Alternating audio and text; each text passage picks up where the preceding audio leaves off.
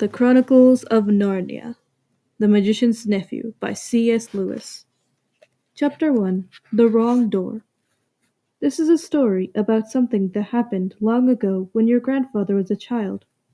It is a very important story because it shows how all the comings and goings between our world and the land of Narnia first began. In those days, Mr. Sherlock Holmes was still living in Baker Street, and the Bastables were looking for treasure in the Lewisham Road. In those days, if you were a boy, you had to wear a stiff Eton collar every day, and schools were usually nastier than now. But meals were nicer, and as for sweets, I won't tell you how cheap and good they were, because it would only make your mouth water in vain. And in those days, there lived in London a girl called Polly Plummer. She lived in one of a long row of houses which were all joined together. One morning she was out in the back garden when a boy scrambled up from the garden next door and put his face over the wall. Polly was very surprised, because up until now there had never been any children in that house, but only Mr. Ketterley and Miss Ketterley, a brother and sister, old bachelor and old maid living together. So she looked up full of curiosity. The face of the strange boy was very grubby. It could hardly have been grubbier if he had first rubbed his hands on the earth, and then had a good cry, and then dried his face with his hands. As a matter of fact, this was very nearly what he had been doing. "Hello," said Polly. "Hello," said the boy. "What's your name?" "Polly," said Polly. "What's yours?" "Diggory," said the boy. "I say, what a funny name," said Polly. "It isn't half as funny as Polly," said Diggory. "Yes, it is," said Polly. "No, it isn't," said Diggory. "At any rate, I do wash my face," said Polly, "which is what you need to do, especially after—" and then she stopped. She had been going to say, "after you've been blubbering," but she thought it wouldn't be polite. "All right, I have then," said Diggory in a much louder voice, like a boy who was so miserable that he didn't care who knew he had been crying. "And so would you," he went on, "if you'd lived all your life in the country, and had a pony and a river at the bottom of the garden, and then been brought here to live in a beastly hole like this." "London isn't a hole," said Polly indignantly, but the boy was too wound up to take any notice of her, and she went on. "And if your father was away in India, and you had to come and live with an aunt and an uncle who's mad, who wouldn't like that? And if the reason was that they were looking after your mother, and if your mother was ill and was going to die," then his face went the wrong sort of shape, as it does if you're trying to keep back your tears. "I didn't know. I'm sorry," said Polly humbly. And then, because she hardly knew what to say, and also to turn Diggory's mind to cheerful subjects, she asked, "Is Mr. Kedley really mad?" "Well, either he's mad," said Diggory, "or there's some other mystery. He has a study on the top floor, and Aunt Letty says I must never go up there." "Well, that looks fishy to begin with. And then there's another thing. Whenever he tries to say anything to me at meal times, he never even tries to talk to her. She always shuts him up. She says, 'Don't worry the boy, Andrew,' or 'I'm sure Diggory doesn't want to hear about that,' or else, 'Now, Diggory, wouldn't you like to go out and play in the garden?' What sort of things does he try to say?" "I don't know. He never gets far enough. But there's more than that. One night, it was last night in fact, as I was going past the foot of the attic stairs on my way to bed, and I don't much care for going past them either, I'm sure I heard a yell. Perhaps he keeps a mad wife shut up there. Yes, I've thought of that. Or perhaps he's a coiner. Or he might have been a pirate, like the man at the beginning of Treasure Island, and be always hiding from his old shipmates." "How exciting," said Polly. "I never knew your house was so interesting." "You may think it's interesting," said Diggory, "but you wouldn't like it if you had to sleep there. How would you like to lay awake, listening for Uncle Andrew's step to come creeping along the passage to your room? And he has such awful eyes." That was how Polly and Diggory got to know each other. And as it was just the beginning of the summer holidays, and neither of them was going to the sea that year, They met nearly every day. Their adventures began chiefly because it was one of the wettest and coldest summers there had been for years. That drove them to do indoor things. You might say indoor exploration. It is wonderful how much exploring you can do with the stump of a candle in a big house, or in a row of houses. Polly had discovered long ago that if you opened a certain little door in the box room attic of her house, you would find the cistern and a dark place behind it, which you could get into by a little careful climbing. The dark place was like a long tunnel with a brick wall on one side and a sloping roof on the other. In the roof, there were little chunks of light between the slates. There was no floor in this tunnel. You had to step from rafter to rafter, and between them there was only plaster. If you stepped on this, you would find yourself falling through the ceiling of the room below. Polly had used the bit of the tunnel just beside the cistern as a smuggler's cave. She had brought up bits of old packing cases and the seats of broken kitchen chairs and things of that sort, and spread them across from rafter to rafter so as to make a bit of floor. Here she kept a cash box containing various treasures, and a story she was writing, and usually a few apples. She had often drunk a quiet bottle of ginger beer in there. The old bottles made it look more like a smuggler's cave. Diggory quite liked the cave. She wouldn't let him see the story, but he was more interested in exploring. "Look here," he said, "how long does this tunnel go on for? I mean, does it stop where your house ends?" "No," said Polly, "the walls don't go out to the roof. It goes on. I don't know how far." "Then we could get the length of the whole row of houses." "So we could," said Polly, "and oh, I say!" "What?" "We could get into the other houses." "Yes, and get taken up for burglars." "No, thanks." "Don't be so jolly clever. I was thinking of the house beyond yours." "What about it?" "Why, it's the empty one. Daddy says it's always been empty ever since we came here." "I suppose we ought to have a look at it then," said Diggory. He was a good deal more excited than you'd have thought from the way he spoke, for of course he was thinking, just as you would have been, of all the reasons why the house might have been empty for so long. So was Polly. Neither of them said the word "haunted," and both felt that at once the thing had been suggested it would be feeble not to do it. "Shall we go and try it now?" said Diggory. "All right," said Polly. "Don't if you'd rather not," said Diggory. "I'm game if you are," said she. "How are we to know when we're in the next house but one?" They decided they would have to go out into the box room and walk across the ticking steps as long as the steps from one rafter to the next. That would give them an idea of how many rafters went to the room. Then they would allow about 4 more for the passage between the 2 attics in Polly's house, and then the same number for the maid's bedroom as for the box room. That would give them the length of the house.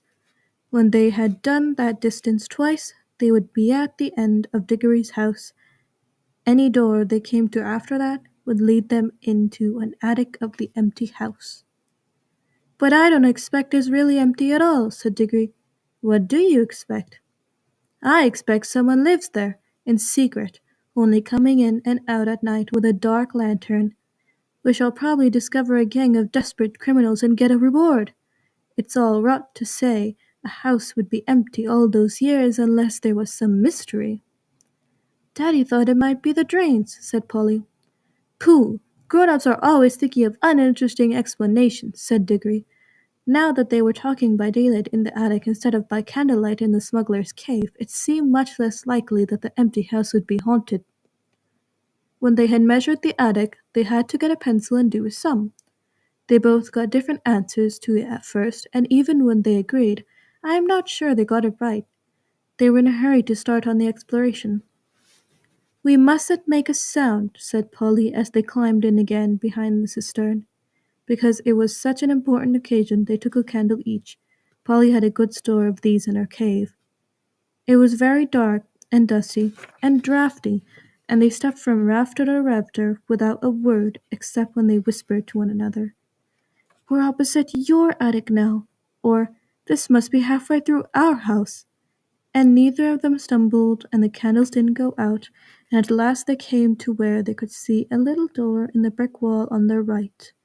There was no bolt or handle on this side of it, of course, for the door had been made for getting in, not for getting out. But there was a catch, as there often is on the inside of a cupboard door, which they felt for sure they would be able to turn. "Shall I?" said Diggory. "I'm game if you are," said Polly, just as she had said before. Both felt that it was becoming very serious, but neither of them would draw back. Diggory pushed round the catch with some difficulty. The door swung open, and the sudden daylight made them blink. Then, with a great shock, they saw that they were looking not into a deserted attic, but into a furnished room. But it seemed empty enough. It was dead silent. Polly's curiosity got the better of her. She blew out her candle and stepped out into the strange room, making no more noise than a mouse. It was shaped, of course, like an attic, but furnished as a sitting room. Every bit of the walls was lined with shelves, and every bit of the shelves was full of books. A fire was burning in the grate. You remember that it was a very cold, wet summer that year, and in front of the fireplace, with its back toward them, was a high-backed armchair. Between the chair and Polly, and filling most of the middle of the room, was a big table piled with all sorts of things, printed books, and books of the sort you write in, and ink bottles, and pens, and sealing wax, and a microscope. But what she noticed first was a bright red wooden tray with a number of rings on it. They were in pairs, a yellow one and a green one together, then a little space, and then another yellow one and another green one. They were no bigger than ordinary rings, and no one could help but noticing them because they were so bright. They were the most beautifully shiny little things you could imagine. If Polly had been very little younger, she would have wanted to put one in her mouth. The room was so quiet that you noticed the ticking of the clock at once, and yet, as she now found, it was not absolutely quiet either. There was a very, very faint, humming sound. If vacuum cleaners had been invented in those days, Polly would have thought it was the sound of a hoover being worked a long way off, several rooms away and several floors below. But it was a nicer sound than that, a more musical tone, only so faint that you would hardly hear it. "It's all right, there's no one here," said Polly over her shoulder to Diggory. She was speaking above a whisper now, and Diggory came out, blinking and looking extremely dirty, as indeed Polly was too. "This is no good," he said. "It's not an empty house at all. We'd better leave before anyone comes." "What do you think those are?" asked Polly, pointing at the colored rings. "Oh, come on," said Diggory. The sooner he never finished what he was going to say, for at that moment something happened. The high-backed chair in front of the fire moved suddenly, and there rose up out of it, like a pantomime demon coming out from a trap-door, the alarming form of Uncle Andrew. They were not in the empty house at all. They were in Diggory's house, and in the forbidden study. Both children said, "Oh, oh, oh," and realized their terrible mistake. They felt they ought to have known all along that it hadn't gone nearly far enough. Uncle Andrew was tall and very thin. He had a long, clean-shaven face with a sharply pointed nose, and extremely bright eyes, and a great tousled mop of grey hair. Diggory was quite speechless, for Uncle Andrew looked 1,000 times more alarming than he had ever looked before. Polly was not so frightened yet, but she soon was.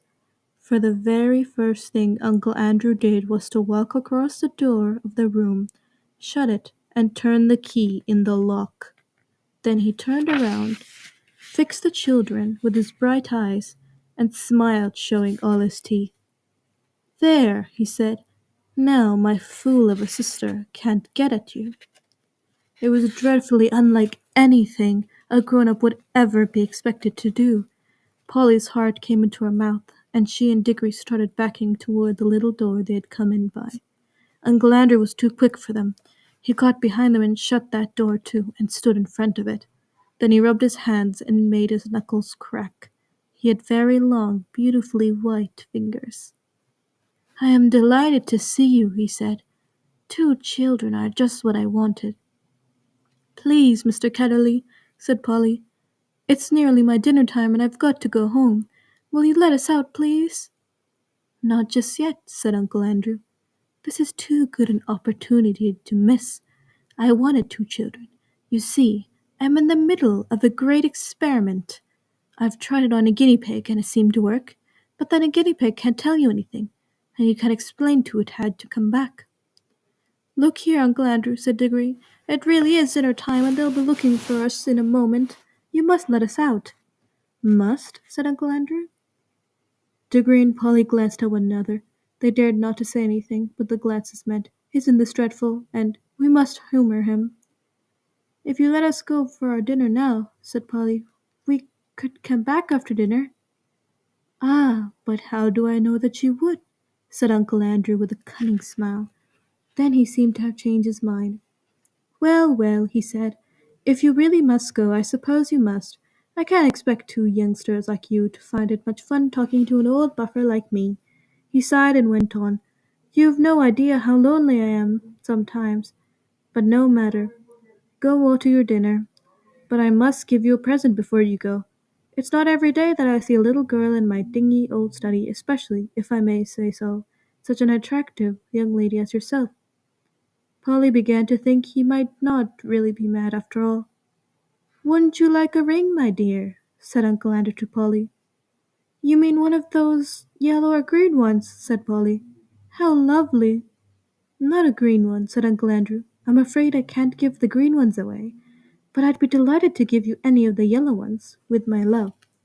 Come and try one on." Polly had now quite got over her fright, and felt sure that the old gentleman was not mad, and there was certainly something strangely attractive about those bright rings. She moved over to the tray. "Why, I declare," she said, "that humming noise gets louder here. It's almost as if the rings were making it." "What a funny fancy, my dear," said Uncle Andrew, with a laugh.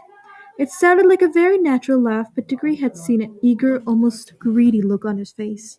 "Polly, don't be a fool!" he shouted. "Don't touch them!" It was too late. Exactly as he spoke, Polly's hand went out to touch one of the rings, and immediately, without a flash or a noise or a warning of any sort, there was no Polly. Diggory and his uncle were alone in the room. End of chapter 1.